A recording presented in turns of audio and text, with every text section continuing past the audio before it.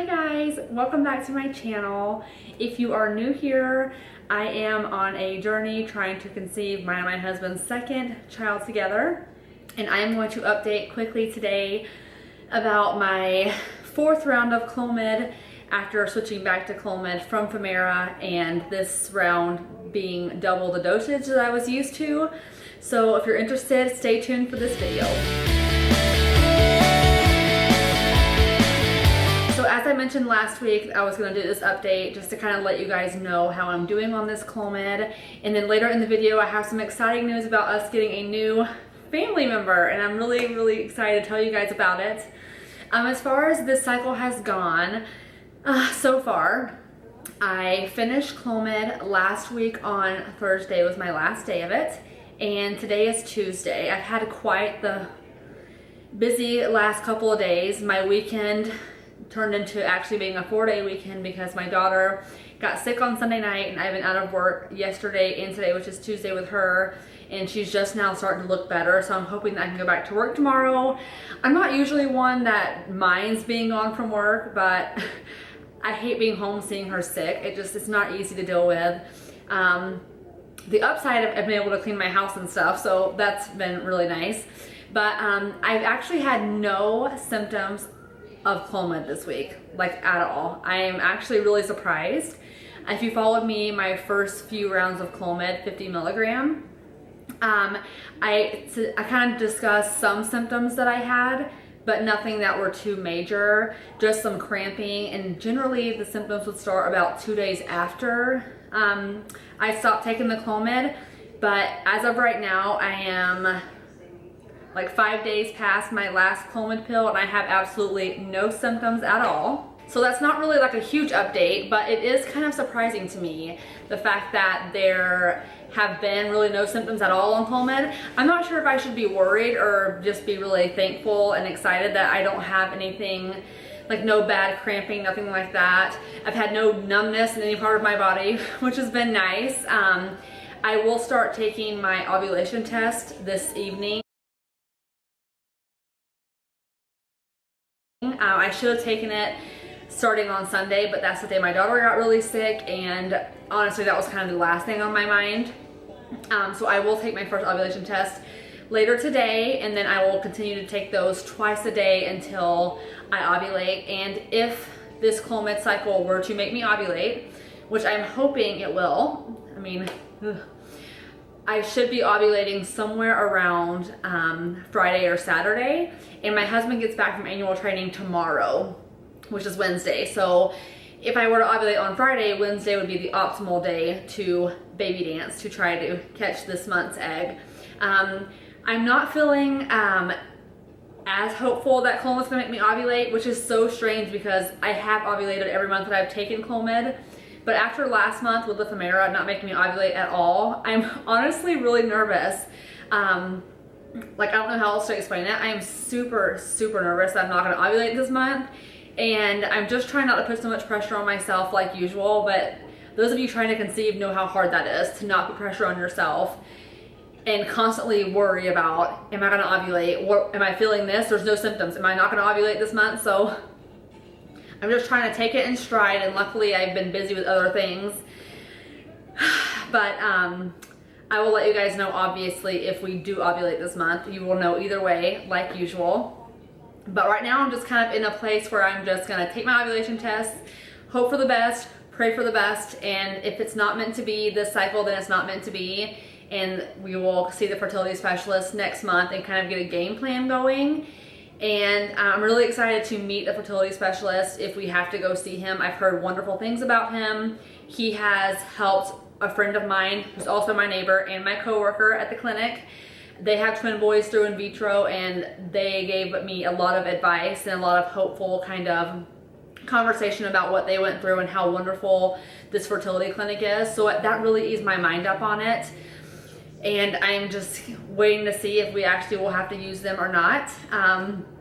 My husband is more hopeful than me. I think that Clomid's gonna work only because it has worked in the past. So his spirit kind of keeps me uplifted as well. And I'm just very grateful that he is being so positive and just kind of relaxing through this entire process. So that's really nice. So So that's pretty much everything for my Coleman update. There wasn't really much to update you guys on, but I would really love to tell you guys that we are getting a new family member. I am so excited. In the past, we have had Westie, which is a West Highland Terrier dog. You may recognize them from this commercial that used to be on for this dog food called Caesar. They're a white, fluffy, cute, little to mid-sized dog. And we have decided to get another one for our home.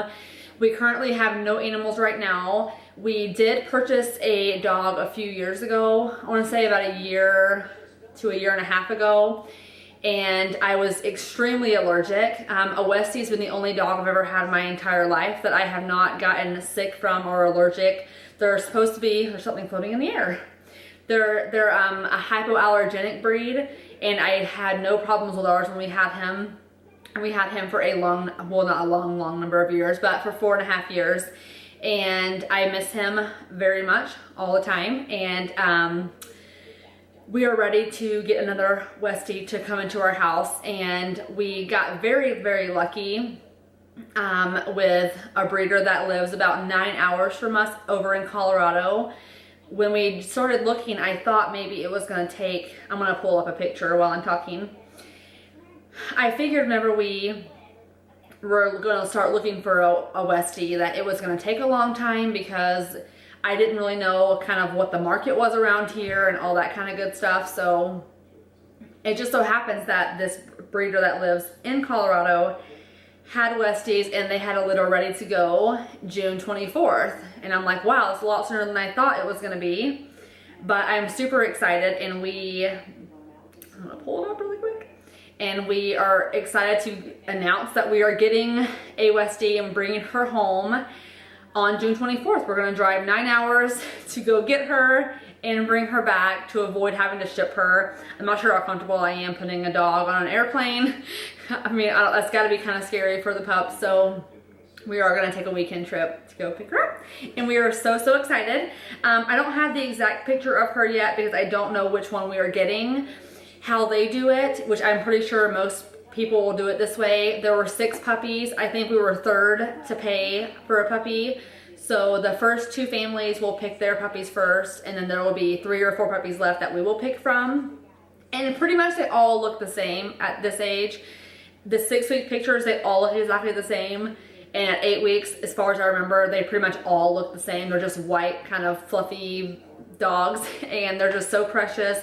And they have literally the best personality ever. Like, I've never had a dog so much that I just love their personality. They're a little bit quirky, a little bit weird, and I just love it so much. So on Instagram, I have followed these 2 Westies for a while. I've noticed that it's kind of a trend for families to kind of make Instagram pages for their Westies. So I follow a bunch of them. So I'm just gonna show you a picture of these 2 Westies that I follow. I don't think they're even in America. I'm not really sure where they live at. It's somewhere where I can't really even pronounce the language when they type it out on their hashtags on Instagram. But they're the sweetest Westies. I just wanna give you guys an idea of what they look like. These 2 Westies are named Boatsman and Henry, and they are the sweetest little pups ever. I've been following them for a while now, and they have the sweetest personalities, and they play and they post videos, and I really enjoy watching them. My daughter enjoys watching them, and it's just a blast to see. And my daughter does not know that we are getting a puppy yet, neither does my stepdaughter Paige. We are not going to tell them until we pretty much arrive in Colorado, just because it would be a very long 9-hour drive listening to, are we there yet? Are we getting the puppy? You know, back and forth. So they're gonna be super excited. And her name, I will tell you guys her name when we get her, just to make sure I don't see her and think that's not really gonna be her name. But inspired by 2 of my favorite movies, we do have a name that I think we will name her, and you guys are gonna be like, what? This is the name that you picked out? It's not a dog name at all. It's a very human name. I've never met another dog named this name. I've never even met a person named this name. The only reason why I chose it is because it's a name of someone in both of my favorite movies, and it happens to be the same name.